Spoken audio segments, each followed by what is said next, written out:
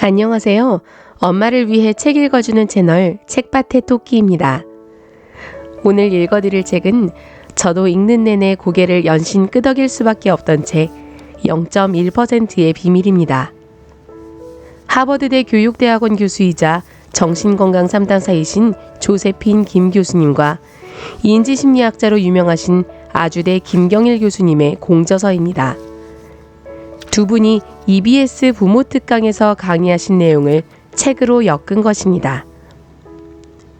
전반부에서는 조세핀 김 교수님이 아이의 자존감이 왜 중요한지, 그것을 길러주는 방법이 무엇인지 알려주고, 후반부에서는 김경일 교수님이 미래 인재의 또 다른 핵심 역량인 창의성에 대해 설명하고 이를 위한 부모의 교육법을 공유합니다. 어쩔 수 없는 현실이라는 이름으로 나도 모르게 아이를 공부하라고 채근했던 모든 부모님들이 다시 한번 내 아이를 진정으로 건강하게 성장시키는 깨달음을 얻을 수 있는 책이라 감히 말씀드릴 수 있습니다. 세계 최고의 대학교 중 하나인 하버드 대학교에서 공부하는 학생들은 무엇이 다를까요? 바로 지적받는 것을 두려워하지 않고 되려 이것이 자신을 성장시키는 기회라고 믿는다는 것입니다. 자기가 틀릴까봐 전전긍긍하며 감히 발표하기를 꺼려하는 한국의 대학생들과는 사뭇 다른 모습입니다. 이 차이는 어디서 오는 걸까요? 이에 대해 저자는 이렇게 말합니다. 주목해야 할 것은 하버드대 학생들의 공부법이 아니라 자존감입니다. 명문대는 결코 행복을 보장하지 않아요. 좋은 대학을 간다고 해서 성공적인 인생을 사는 것도 아니에요.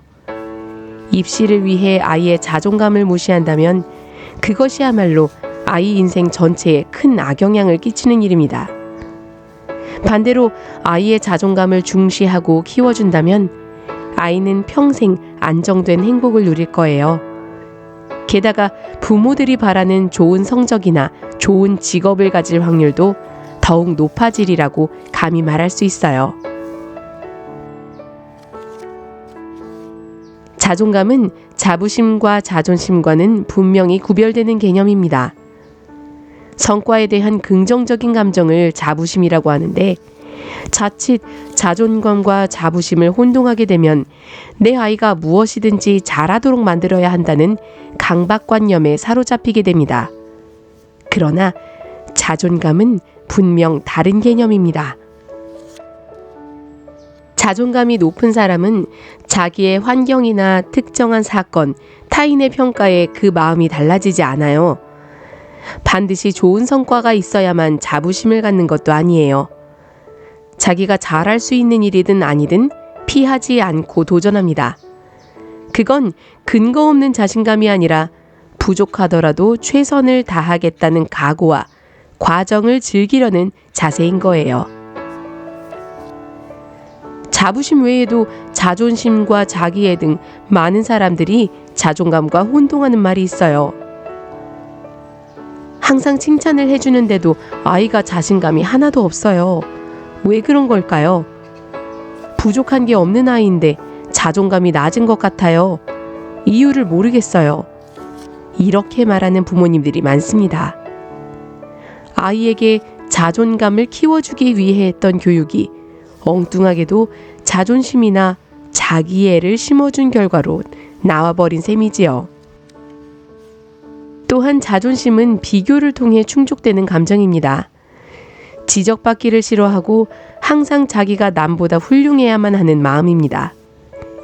끊임없이 자신을 남과 비교하다 보면 열등감에 빠지기 쉽습니다. 자연히 자기 자신 그대로를 존중하는 자존감은 낮을 수밖에 없습니다. 그렇다고 해서 자기를 엄청나게 사랑하면 자존감이 높아질까요? 타인을 어떻게 인식하느냐가 바로 자기애가 강한 아이와 자존감이 높은 아이의 가장 큰 차이점입니다. 친구를 따돌리는 데 앞장서는 아이들 중에는 자기애가 강한 아이가 많아요. 어떤 아이들은 심지어 왕따를 주도하면서 존재감을 과시해요.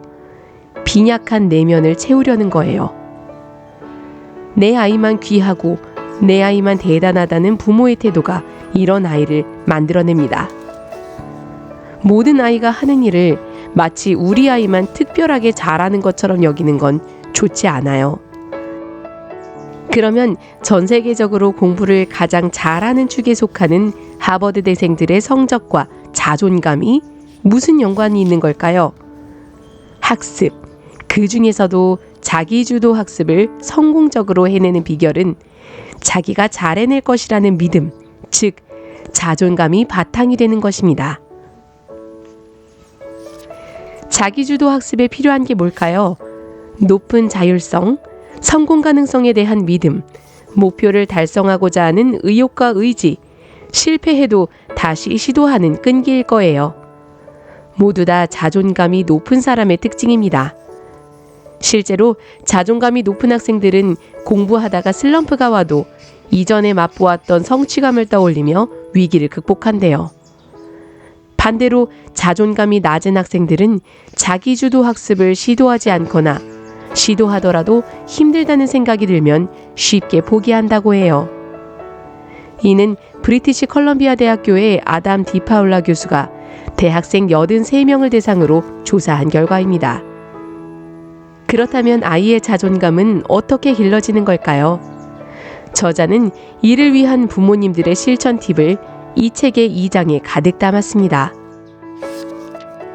그 말인즉슨 아이의 자존감은 부모가 길러주는 것이라는 전제가 깔려 있는 것이지요.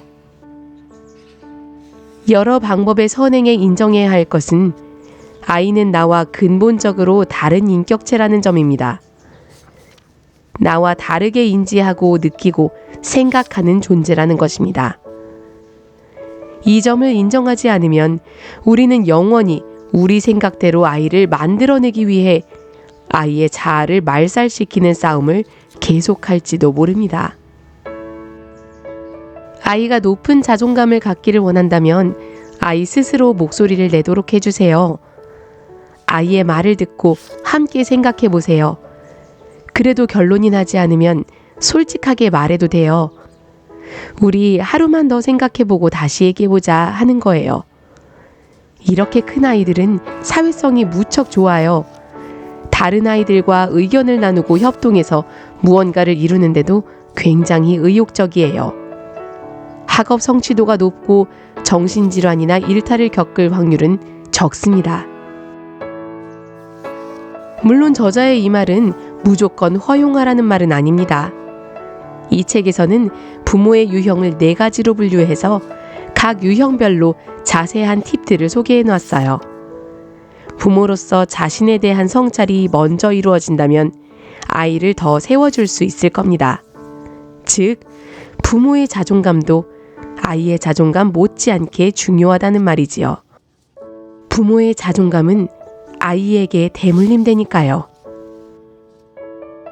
부모님이 높은 자존감을 가지고 행복하게 사는 모습을 보여주면 아이들은 그러지 말라고 말려도 저절로 따라하게 되어 있어요. 그게 바탕이 되어 있다면 이제 아이를 믿고 지켜보세요.